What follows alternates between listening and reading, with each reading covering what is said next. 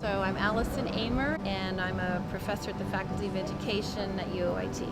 Hi, I'm Ana Augusta Rodriguez, and I'm a professor at Durham College. Right now we are in Brazil. This is my first time in Brazil, and we're actually in the city of São Paulo. We are here with 10 Durham College students. We're taking a course with 10 UOIT education students, and the course is on inequality, inequity. We're looking at social justice issues, not only in Brazil, but also in Canada. So we are at Unesp, the university here in Sao Paulo, Brazil, that we have a partnership with. They've given us classroom space, and they've also sent some students to us. So we had 3 local students here this morning that came to join us for our classroom activities. So the idea for this course actually came from Dr. Allison Amer, who is an associate professor at the University of Ontario Institute of Technology. I knew Allison through studying at the university and doing my master's with her. She was my master's supervisor. She knows that I also have done work looking at social justice issues, literacy, and that I have an interest in learning and teaching those sorts of concepts and topics to students.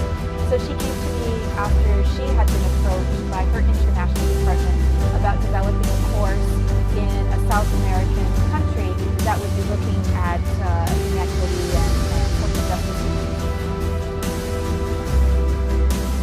Important new moment in the relationship between Indigenous and non-Indigenous peoples in Canada if we continue to pressure the government to put it into action. So those of you who are remaining on Turtle Island, you can unfold another small corner of your blankets, and the European will be watching to ensure that you're not overly generous with what you unfold. We're actually here to study a lot of different things, from race to gender to white privilege or different race advantages, and we're actually looking at that in the lens of actually doing things. So actually learning about the Brazilian culture and contrasting that with back home, and kind of seeing the similarities and differences on how there's a lot of inequity and there's a lot of inequality. And this stems not from 200 years ago, this stems from years and years ago, like thousands of years ago, and how different races have been more privileged than others. So this is kind of our learning and experience.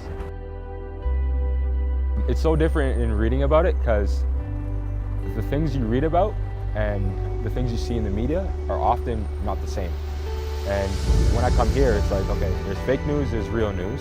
There's history books I can read that have part of the story, but there's other history books that have a different story. So I started to realize that my critical thinking is able to be more flourished here, because I'm meeting people like Gustavo, who's our journalist who works with us, who really challenges me personally to actually think about these things. And I'm able to actually come first full circle and actually think about, okay, this is what I actually read about. I'm actually here, but then now I'm comparing it with the actual reality of seeing the demographics in Sao Paulo. So now I'm not only reading about it and being here, I'm able to see the racial demographics and able to see the society work. It's still out of slavery. It's just institutionalized, systematic, and it's more hidden. So it kind of brings it more to life, and it becomes something that's real versus something that you just read about. Unemployment in the black population is 50% larger than an average population. And we're talking about 53% of Brazilians. In Rio de Janeiro, 80% of the victims of homicides resulting from police intervention are African Brazilians. 75% of the prison population is African Brazilian. So as you can see, I don't know if you've watched the documentary 13th Amendment, we have a similar problem here in Brazil, but we're not open about it. We're still not open about it. This trip has really been able to just teach me how to question things. Like, always ask why. Never accept things just as it is. Doesn't matter who's saying it, whether it's an authority figure, your best friend. Just always question things, just so you can construct knowledge for yourself, because that's the true way to have freedom. This is probably the best investment you'll make. And some people will be like, probably. No, I'll say it actually is, because if you think about the cost of it, this is not like a resort trip where you're going on vacation. You're actually coming out of this where this actually alters the rest of your life. So if you think about the years that you'll benefit from this, the cost for this trip is next to nothing. When we get to Brazil, it's really immersive. You get to explore the region, you get to understand the reasonings behind a lot of things, because there is a guide who helps you out. Compared to online, we do a lot of reading here as well, but just reading about it is not the same as being in the streets, being able to experience it, being able to see the homeless people on the streets as well. It just hits you harder, I guess, as a way to say it. But also, when we're doing it online, we are in our pajamas. We're at home. We're really relaxed, and so having a conversation in that setting is very different from just walking on the streets and discussing what we're learning right now. If I have to say like something that shocks me about Brazil is how late I found out about all this diversity in Brazil. We kind of live in bubbles, and I come from a middle-class family in Brasilia, which you don't get more segregated than that. You have the city center, and all the lower-income neighborhoods are like 30 kilometers away, 40 kilometers. Well, it's definitely something I kind of feel passionate about, and to be honest, I think doing the course online is not the best way to experience the course and do the course. And when this Brazil trip came up, I thought that was a great opportunity to really be fully immersed in a totally different culture, really different situation, put us a little out of our comfort zone, or I guess myself, and be a great opportunity for hands-on learning. So when we first came in, we did a tour of the lab school. So this is basically just a public school that the local children of the age come to, and they have the education students can come and do their practicum there, practice their teaching, and that real hands-on experience. So before coming to Brazil, I did have some passions for social movement, social work, the idea of everybody's rights and opportunities. But coming here, you see kind of in Canada, people are like, oh, it's not that bad. We have our rights, we're good, we're free.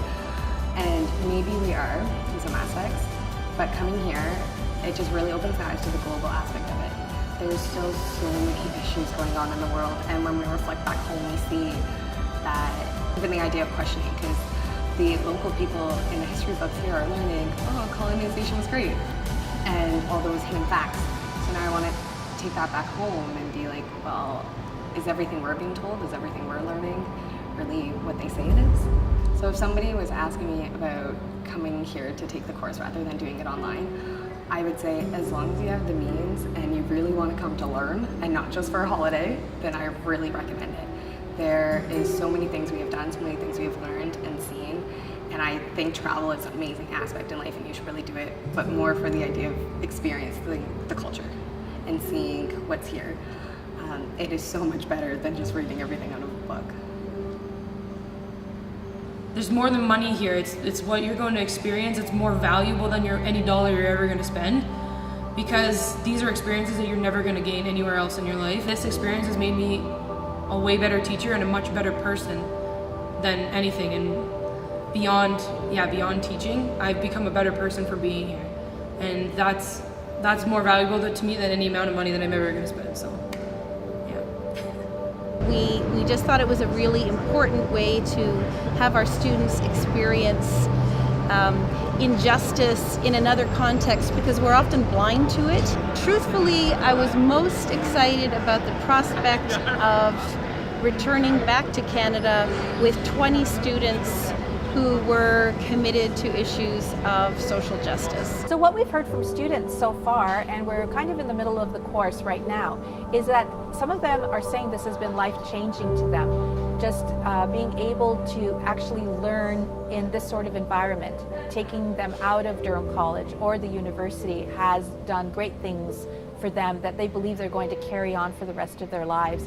And that is in itself a reward, despite all of the work that was put into creating this course and all of the work that goes into it while we're here. It's certainly very, it's a great thing to hear that, and rewarding to hear that for both Allison and I, to know that the course has actually changed the perspective of a student, and that's something they're going to take back to their own community and continue with that, and become that real agent of change and have those values that we're looking to instill in the students through the process of taking this course.